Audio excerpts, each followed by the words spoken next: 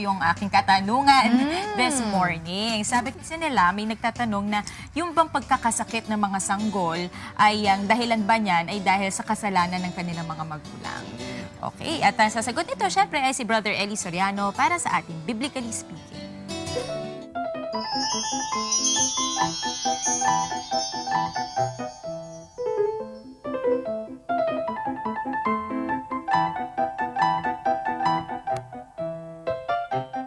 Hindi palaging ganun.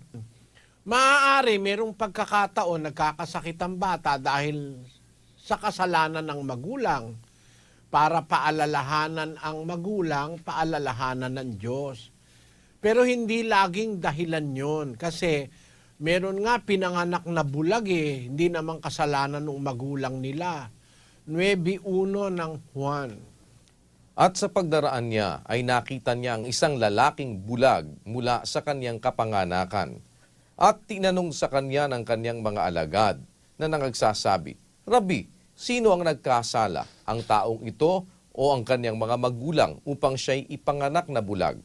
Sumagot si Jesus, hindi dahil sa ang taong ito ay nagkasala, ni ang kanyang mga magulang man, kundi upang mahayag sa kanya ang mga gawa ng Diyos. Ayon.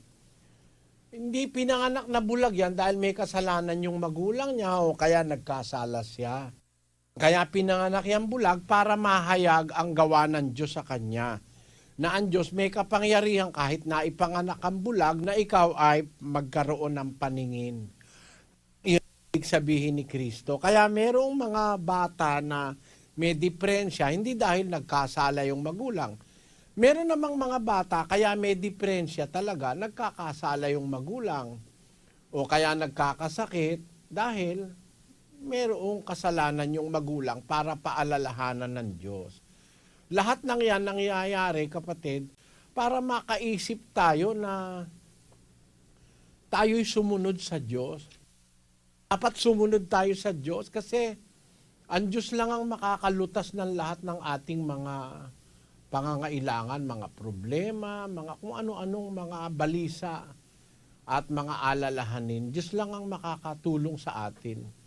Ang payo ko sa iyo, kapatid, makinig ka ng doktrina para marinig mo rin yung narinig ng magulang mo.